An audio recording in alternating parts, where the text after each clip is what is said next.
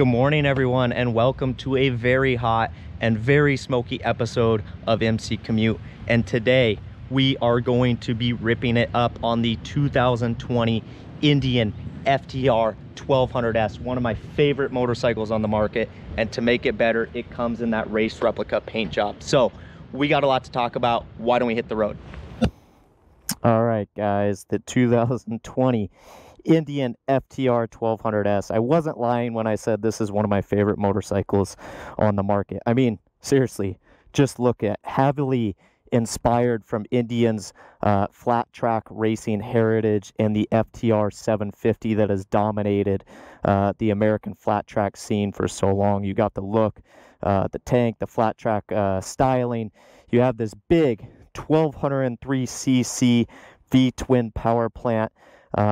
You also have the high mount Akrapovic exhaust on this one.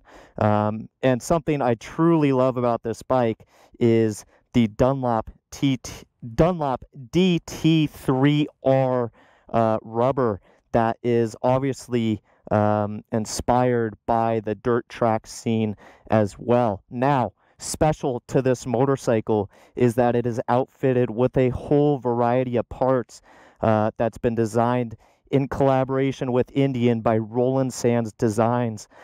You have these wheels, the Tracker Wheelset. I believe they call this the Black Ops finish here as well. Same size as normal, 19-inch front, 18-inch rear. It's slightly less weight, which reduces rotational mass and gives this motorcycle a little bit more agile handling. I want to say these are $3,500. You got frame sliders, foot pegs, shifters, hand guards. You got a reservoir cap. All these little parts designed by Roland Sands Designs.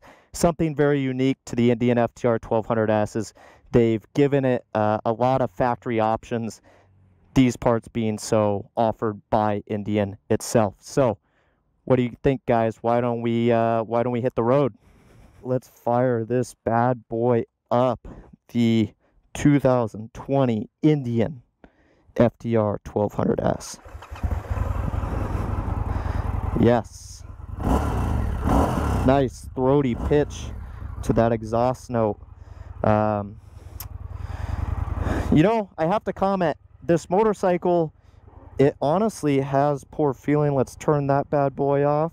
It has poor fueling when the temperature isn't so high. It's already been warmed up. I'm at 176 degrees, but I found in testing that, you know, if the motorcycle isn't over maybe 110, 115 degrees Fahrenheit, it likes to stall out, and it's stalled out on me at lights with the clutch in, idling, in neutral.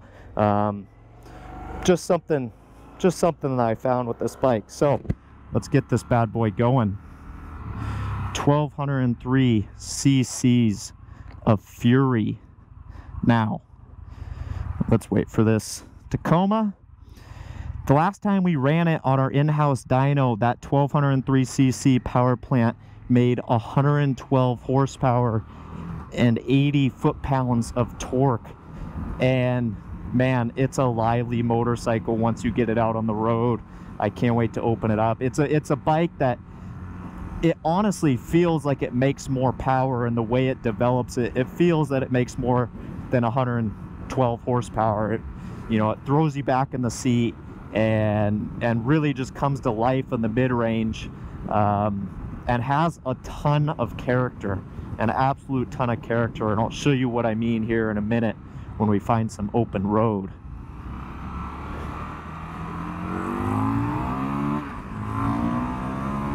Yes, nice little grunt as it comes out of the corner. And honestly, we've talked about that character, and it's a motorcycle that all you want to do is get on and rip, and it might get you in trouble along the way if you can't restrain yourself. I know I have a hard time. So the Indian FTR 1200S, it's got a big motor, but it's got an electronic rider aid suite to tame it. That's a ride-by-wire system. You get 3 ride modes, being sport, standard, and rain. Let's see if we can flick through a couple of these here. Let's see if we can just flick through. Let's just turn it to standard for now. Oops. Sometimes a little difficult. There we go. All right, and we're off in standard mode. Flicking between those ride modes tailors the throttle response settings as you'd expect. Sport obviously being the most aggressive, standard being a little bit tamer, and rain obviously softening that power delivery quite a lot to cope with wet conditions. Now, I have to comment, I think that sport for riding around town is somewhat too aggressive. It feels, I don't know what the word is, notchy. It feels like when you hit the throttle, it kind of lurches out from underneath you. I prefer to ride in standard. That's just my preference. We're gonna race that Toyota. Heck yeah. Hit a little false shift there. You know, that's something that I've noticed a lot with this gearbox. It has a 6-speed gearbox, but it really takes deliberate shift movements in your foot to make sure that you get it into gear. You have to really be forceful to shift it up, shift it down, and sometimes you find those false neutrals like I just did. Now, I would like to see a quick shifter, maybe just up. It doesn't have to be bi-directional, but just to take away some of that, I don't want to call it risk, but that common, I don't want those false neutrals. I just I think it would just be a slick feature to have on this bike, especially being so race inspired. And talking about being so race inspired, this Indian FTR, you get on it and you feel like you're headed to the flat track races. That's what I love so much about this bike. It's got the throaty engine with a ton of character. The ergonomics package in general, you have the one-piece motocross style pro taper handlebar. You got up and back foot peg position, and just the overall shape of this bike, the tank, the seat, everything feels like you're on a flat track machine, and that goes along with the handling too. It's got those Dunlop DT3R flat track inspired tires with the blocky tread pattern, and you know, when we get into the corners, it almost gives this motorcycle a sort of looseness about it that makes you feel like you're really riding the machine. It really in a way, flat track to me is always about fighting slides and riding at the limit, and those tires make you feel that way even if you have a lot left in reserve. They have tons of grip, tons of feel. You can see we're in standard mode with traction control on. We can turn that off here in a minute, but you can see that it's lean angle sensitive. When I roll into the throttle while at a bank, it doesn't deliver all the power that I'm asking for. That's more so a safety feature. When we move over into sport, it will do the same thing, but to a lesser extent, more so about extracting performance from the bike rather than keeping it safe. It's not a safety net, it's more about extracting the performance in that higher setting. All right guys, the chassis, I really like this chassis here as well, very composed. This is the FTR 1200S, meaning you get the fully adjustable front fork, you get a fully adjustable rear shock. There is a base model FTR 1200 that starts at $11,499, and the differences there being the fork is non-adjustable. The shock, I want to say, is rebound and preload only adjustable. You don't get this neat TFT dash that we'll talk about in a little bit, and the ride modes are non-existent on that machine as well. But back to the chassis, very composed chassis, even though that it has that lively feel with the Dunlop DT3R tires. This motorcycle, you know, you get on it and all you want to do is break the motorcycle loose and really feel like a flat track racer, pitch it sideways, go into the corners, whack the throttle and get off.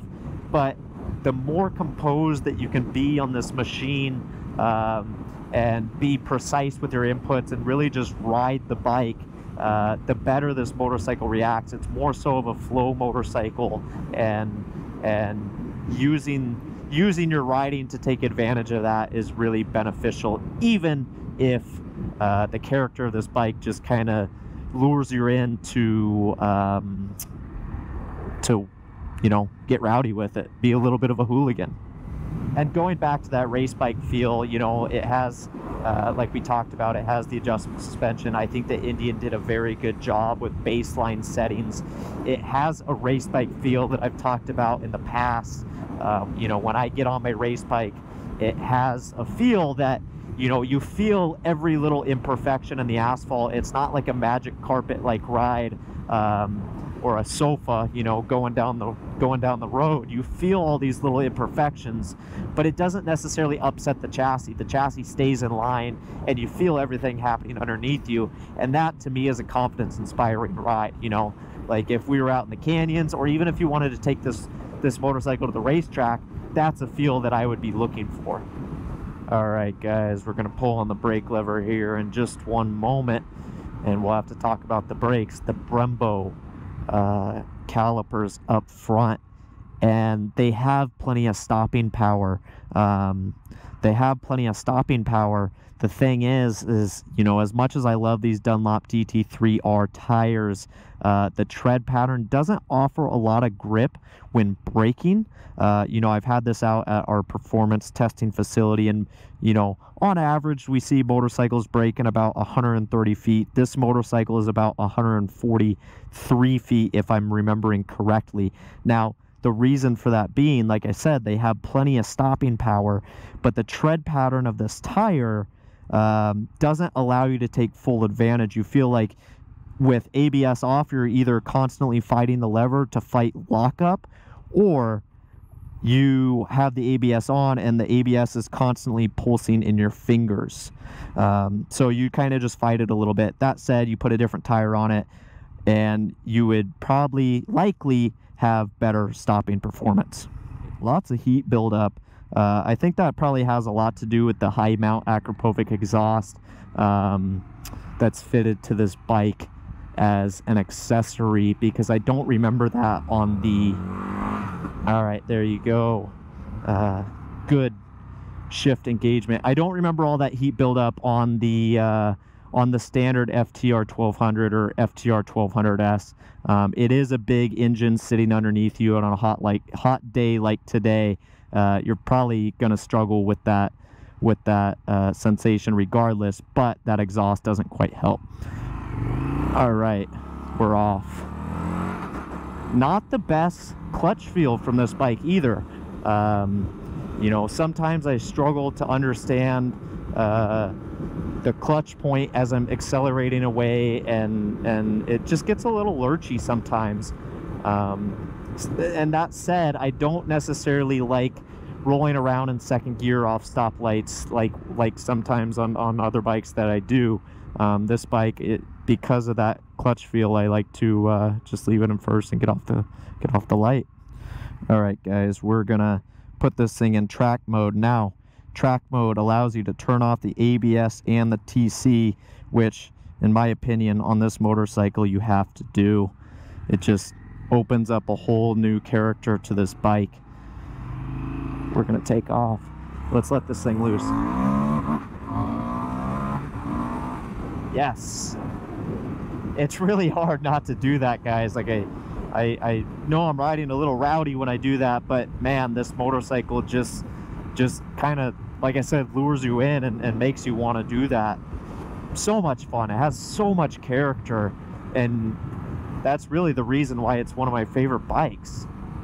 I think Indian really did a really good job of keeping this pure. You know, like flat track racing to me is very bare bones, whatever it takes to get around the racetrack as quickly as possible without being too heavy, without sometimes even being too powerful or having too much comfort. Now, Indian, they've taken that same methodology and, you know, applied it to a street legal motorcycle with just enough to make it comfortable, to make it rideable, to make it rideable on the street, but not so much to lose that feel. And I think that's what I appreciate so much about this bike. Now let's long right-hander. Flat track's usually just rights, but we're gonna go, or sorry, just lefts, but we're gonna let this thing go through the right, make a quick downshift, and we're in. 516 pounds fully fueled this motorcycle is. A little bit of wiggles from the Dunlop DT3R tires, but also very composed. And now we're headed to the motorcyclist offices on the Interstate 5. Now, we've talked about this motorcycle. It has a racetrack inspired feel. Indian has done a good job, you know, kind of bringing that feel to a street legal motorcycle, but still remaining comfortable. Now, on the freeway, I have to say it's probably not my motorcycle of choice. You know, we're cruising along about 4,500 RPM at 75 miles an hour. You get a little bit of buzz through this big wide handlebar. You get some through the pegs as well, even the seat. Obviously, being the flat track inspired machine, you're not going to get a whole lot of wind protection, and really anything above 80 miles an hour, you feel like you're kind of just holding on and pulling yourself up with the bar to stay there. But it does have this nice cruise control function. We can turn this bad boy on, maybe. Oh, there we go. And we're cruising. We're in cruise control at 70 miles an hour. Nice little feature that, like I said, Indian brought that just to boost a little bit of comfort. Now, let's turn this off. All right, so we're on the freeway. We got our nice dash. There's actually 2 display modes. This one has fuel range, temperature, odometer, and it has this digital but analog tachometer, gear selection, compass. This is my preferred setting, but there is another one. There you go. You have a more digital style layout. Now we're cruising along the freeway, and we're headed to the motorcyclist offices. This bike has a 3.4 gallon fuel capacity, and speaking of fuel, it also isn't really the best on miles per gallon. On average, I usually see mid-30s, about 36, 37, maybe 38 miles per gallon average. Not the best in the world. I've even seen as low as high 20s, 29 mile per gallon being the lowest. And that comes with that character like we talked about. I love riding this motorcycle fast, whacking on the throttle and feeling that V-twin power, but that's what's going to rob fuel mileage. So, you know, really, if you're lucky, you're going to be you're going to see 100 miles to a tank, but you know, the way I ride it, I might not even see that. So this probably isn't the best motorcycle just because of fuel to use for long daily commutes, because you're probably going to be filling up every day or every other day. That said, it would be a rad motorcycle as an around towner or weekend warrior. All right, and we got these Rozoma Mirrors here as well, which I believe are an add-on feature. I don't believe those are stock with the FTR 1200S, but they I actually like them. You know, they don't offer the most surface area to see to increase visibility, but they're very vibration free, so you get painted a clear picture of what's really going on behind you. I like that. Kudos to Rozoma and Indian for that. Let's see, we got a Mercedes in front of us, but we're going to try and get one last roundabout on the side of these DT3R tires. Not the best feel either.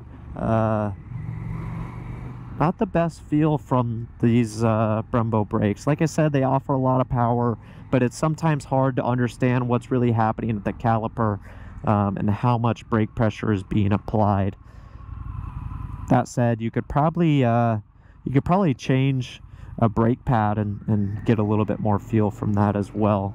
let's show a little bit of this rowdiness on a not so well-used road, so we don't get in trouble here. We're in track mode. That means TC and ABS are off, which I believe on the standard FTR 1200, not the S model, you cannot do that, which that's a shame to me. You know, this motorcycle to me, like I said, it just loves getting rowdy, and it would be a bummer to not be able to do that on the base model. All right, guys, wheelie time. Yes. Let's see if we can back this bad boy in too. I know we can.